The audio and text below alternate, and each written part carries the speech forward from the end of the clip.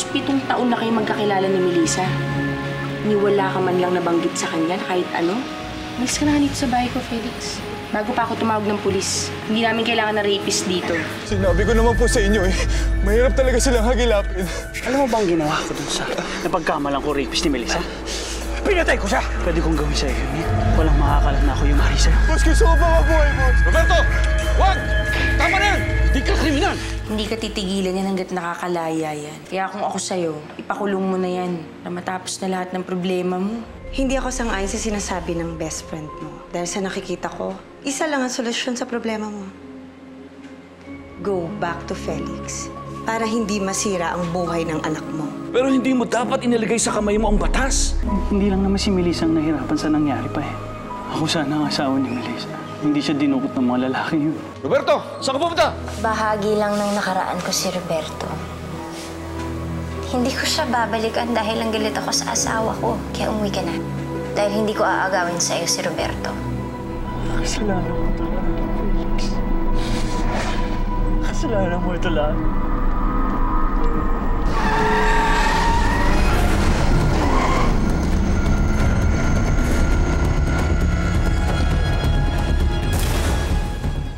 Ang sabi mo sa akin, pare, gusto mo mag-unwind. Kaya ako pumunta dito, pero parang gusto mo pakalasing eh. Masama sa'yo yung sobrang alcohol. Baka nakakalimutan mo, kakalabas mo na ng ospital. Alam mo, Kenneth, itong mga sugat na nakuha ko, mabilis lang gumaling yan. Pero yung sugat dito sa puso ko, yung ipagtabuhin ako mismo ng asawa ko sa harap ng anak ko, wala na sigurong gamot dun. Felix, yung nararamdaman sa'yo ngayon ni Melissa, normal lang yan sa natuklasan niya. Pero humuhupa ang galit, pare. Ba't di mo muna layuan si Melissa? Give her some space. Mahalin natin habang magkalayo kayo, ma-realize siya na mahal ka pa rin niya. Galit at pagkamuya nakita ko sa mga mata niya kanina. Wala na yung Melissang minahal ko. Wala na yung Melissang nagmahal sa akin dati. Hindi ko na alam, pare. Hindi ko na alam kung ano sasabihin ko para masolusyonan natin yung problema mo. Hindi ko talaga alam.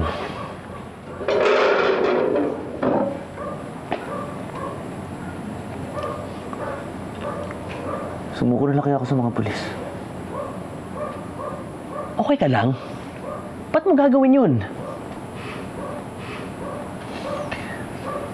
Para patunayan ko kay Melissa na ito ang pinagsisisihan ko yung pagkakamali ko sa kanya.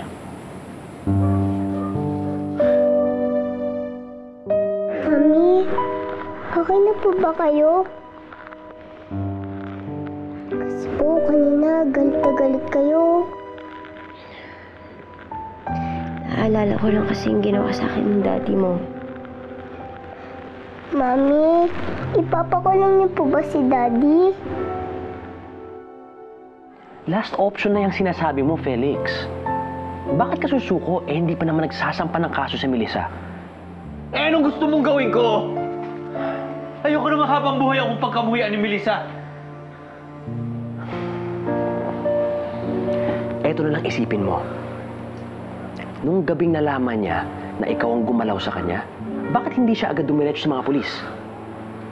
Bakit hindi siya agad nagsampa ng kaso? Isa lang ibig sabihin nun, Felix. Tinitimbang pa rin ni Melissa yung pinagsamahan yung dalawa.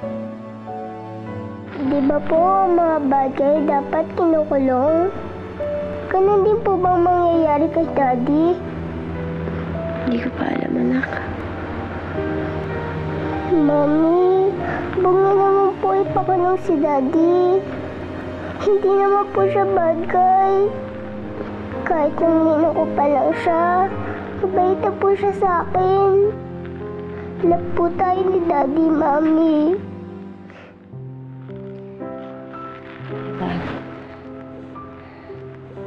Love nga niya tayo. Pero kahit love niya tayo, bad pa rin yung ginawa niya sa akin. Eh di huwag niyo na lang po alalahanin yun, Mami. Kalimutan niyo na lang po. Di po ba forgive is to forget? Sa kabila ng galit sa'yo ni Melissa, mahal ka pa rin niya. Mahal pa rin ako ni Melissa. Oo, pare. Mahal ka pa rin ni Melissa. Kaya kalimutan mo na yung unang sinabi ko. Huwag mong tigilan yung panunuyo mo kay Melissa. Dahil darating din yung araw na patatawarin ka niya.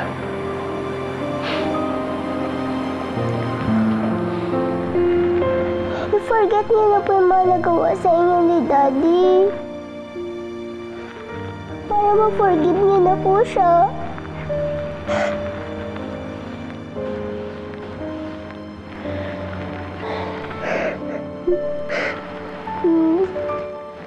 Miss ko na po yung mga ginagawa natin. Miss ko na po makasama si Daddy. Please, Mommy.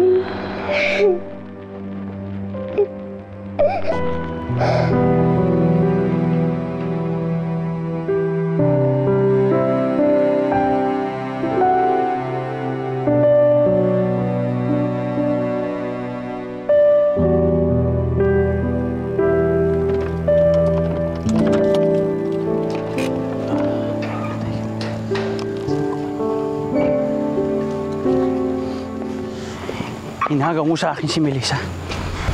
Roberto. Hinagaw mo ang kinabukasan namin ni Melissa. Tabtado ko. Hayop ka! Ano? Huwag ka makikialam.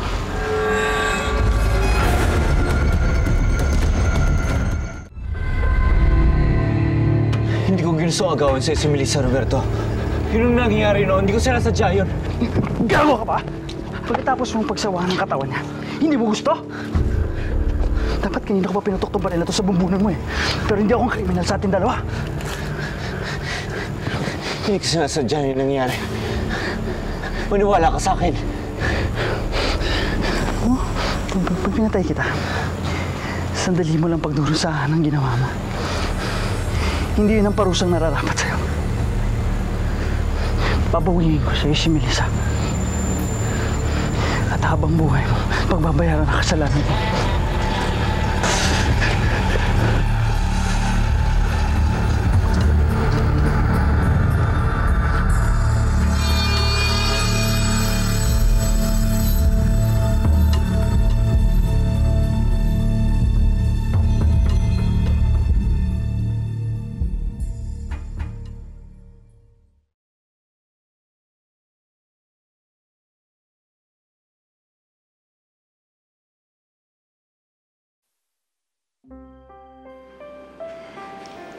Mami, ako po ang nagsama sa kanya dito. Gusto ko po kasi magbati na kayo. Huwag niyo naman po ipakulong si Daddy. Hindi naman po siya bad guy. Kahit nang nino ko pa lang siya, mabait na po siya sa akin. Nagsisisiya ko ang lahat ng bagay na gawa ko sa'yo. Nag-isang malaking duwag ako, Melissa. Lalo ako naging duwag nung mahalin kita. Kung meron man natitirang pagmamahal sa puso mo, Melissa, makinig ka sa akin. Hindi ko kaya kayong mawala ni Emma. Pagod na ako, anak. Ayoko na ito na magulong buhay.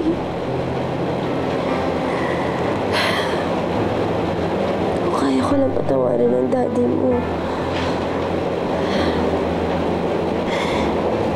Kung kaya ko lang purin sa alaala ko nakaraan.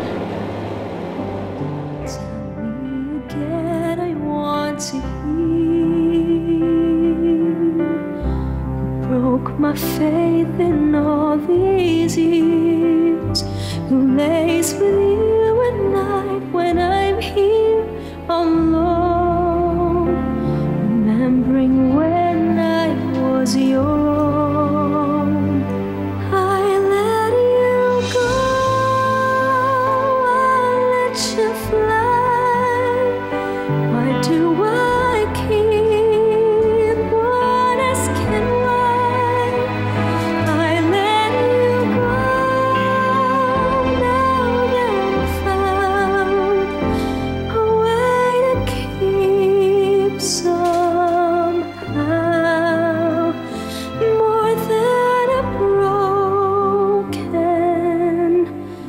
Vow.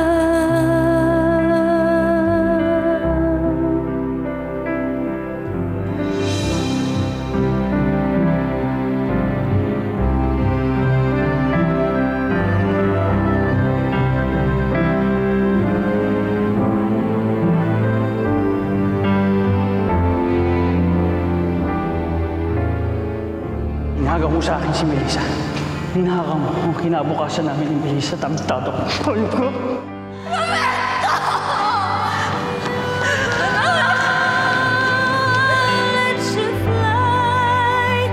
Why do I keep on I let you go now that I found a way to keep somehow.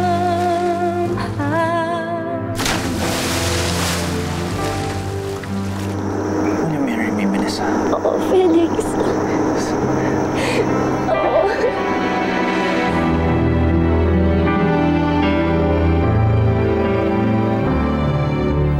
Ikaw ang lalaking bumaboy sa akin noon. Ikaw ang nang-rape sa akin!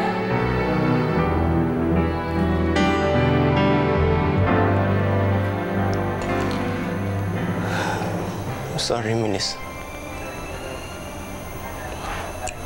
I'm sorry.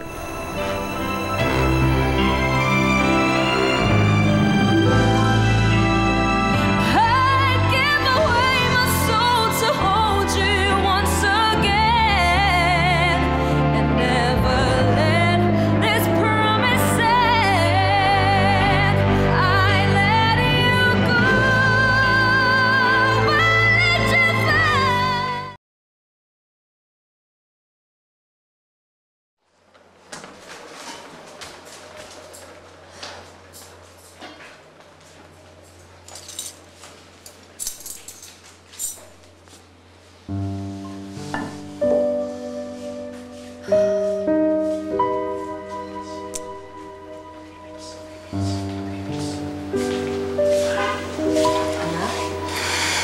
Melissa, makikipag-usap ka na naman kay Felix. Sasaktan mo lang ang sarili mo, alam mo ba? Bakit ba hindi mo na lang hayaan ng mga pulis ang humarap sa kanya? Matuto ka naman.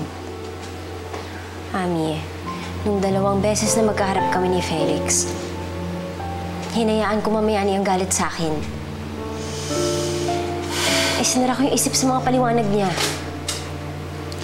Inamin na niya sa'yo na siya ang rapist mo. Di pa ba sapat yun? Hindi.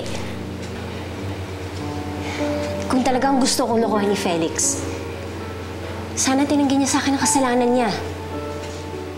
Pero umamin siya, Ami. Kung sasampa ako ng kaso, gusto ko klaro lahat sa isip ko. Ayoko magsisi sa bandang huli. Anak, tama lang naman na huwag ka magpadalos-dalos sa paggawa mo ng desisyon. Kailangan pag-isipan mo munang mabuti ang lahat. Lalo na't nakasalalay ang kinabukasan dito ni Eva.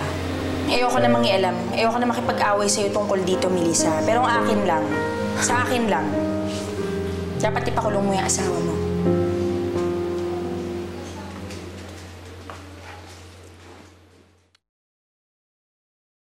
Tagal naman yung ano ko. Uy, Brian, pare! Long time ah! Uy! Na? Ano bang naisipan mo't niyaya mo makipagkita dito? Patrobol ako mga dude. Trouble? Kailangan ko ng tulong niyo. Babae ba yan? Oo, babae. Sino yung kasama mo, dude? Ako lang naman yung dapat pakakasalan ni Melissa. Yung dinukot niyo 6 years ago.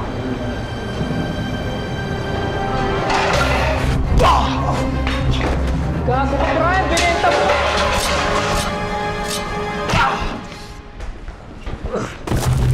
Pasensya na kayo mga dude. Buhay ko nakasalalay dito. Huwag kayong mag-alala. Hindi ko naman sisirain ang reunion ng magbabarkada. Meron lang tayong kailangan pag-usapan. Una na nun, yung isa niyo pang kaibigan na si Felix.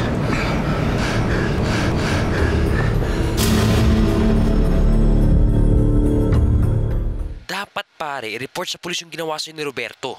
Delikado ang buhay mo sa kanya. Anong sasabihin ko sa mga pulis? Paano ko ipapaliwanag sa kanila na pinagbabantaan ako ni Roberto? Pinagbantaan ka ni Roberto. Paano niya nagawa yun?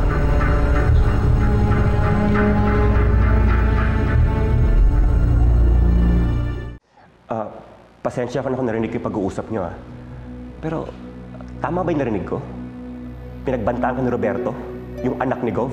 Teniente, ibang Roberto yung pinag-uusapan namin. Nakadeal ko sa negosyo na hindi ko nakasundo. Ganun ba?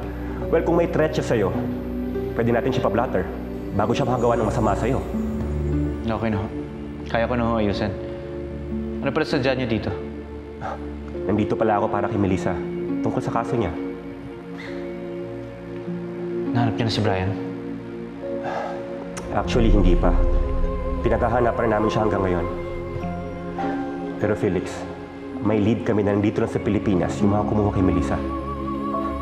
Malapit na ma-solve yung kaso. Nasaan mo yung asawa mo? Kailangan ko masabi sa kanya ito. Wala si Melissa ngayon dito, umalis ho. May oras pa naman ako. Pwede ko siyang hintayin na sa pagdating niya. Teniente, hindi ko alam kung kailan siya babalik. O kung babalik pa siya. Bakit? May problema ba kayo? Felix, pasensya ka na. Hindi naman na nanghimatok sa buhay niyo mag-asawa.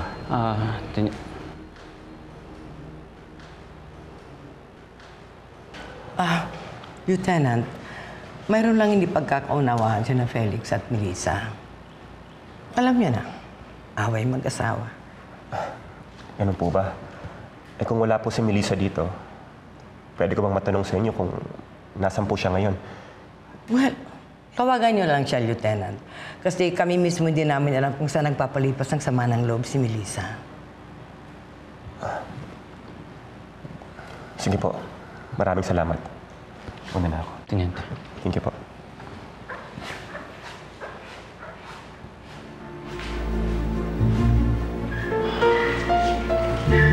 Hindi ka na umamin, ano? Amorsita, hanggat hindi nagsasampa ng kaso si Melissa laban sa akin, maaari pa kami magkaayos.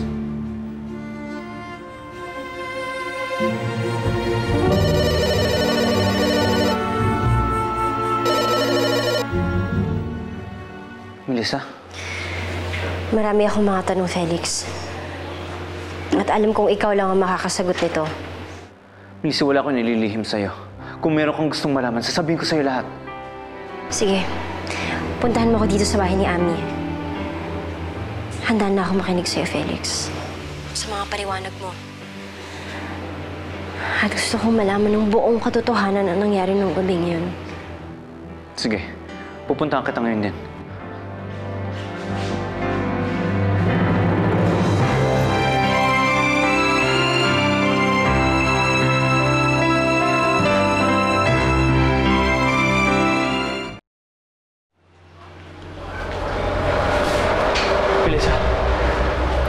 Kailangan mo sumama sa akin.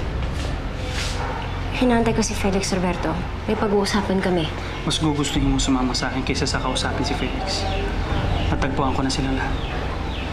Sino? Yung mga dumukot sa'yo. Hawak ko na sila.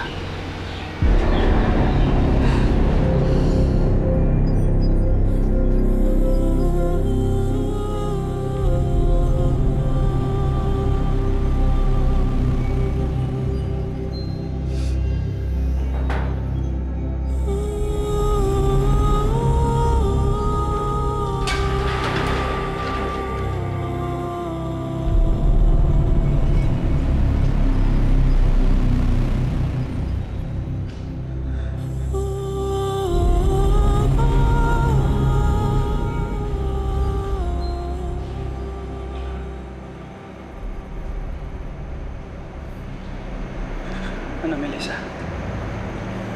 Nakikilala mo ba sila? Sila ba ang mga lalaking dumukot sa'yo?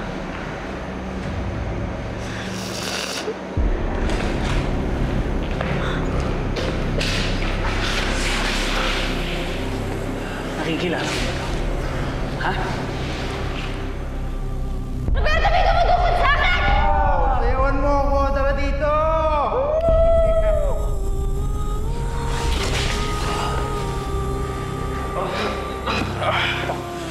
Nakikilala ka?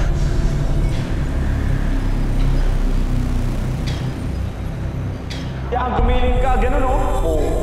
Sexy! Ako.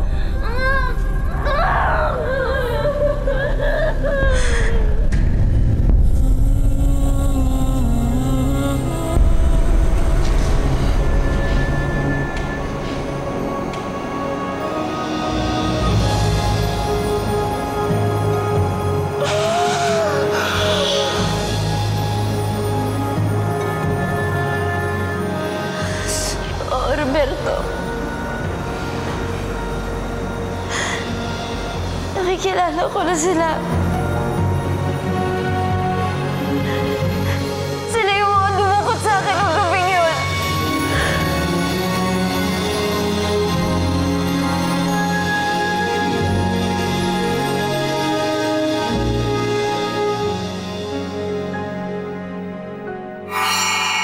Tinawagan kasi ako ni Melissa eh. Gusto raw niya ako makausap. Hindi ko alam yung sinasabi mo. Buti pa umalis ka na. Tigilan mo na kaibigan ko. Kailangan mo malaman ng totoo. Felix ang nagplano ng lahat. Saan ka namin dadali? Paano ka namin didispatch ang pagkataas ka ng pagsawaan? Accept her or not, naging girlfriend siya ng anak natin. Kinailangan niya tulong natin pero tinalikuran lang natin siya. We should be ashamed for what we did. Magsasampa ako ng kaso kay Felix. At hindi ako titigil hanggat hindi ko siya nakikita nabubulok sa kulungan. Excuse me po, Ma'am Ofelia, Sir Felix. May mga pulis po sa labas ng gate. Hinahanap po kayo, Sir Felix.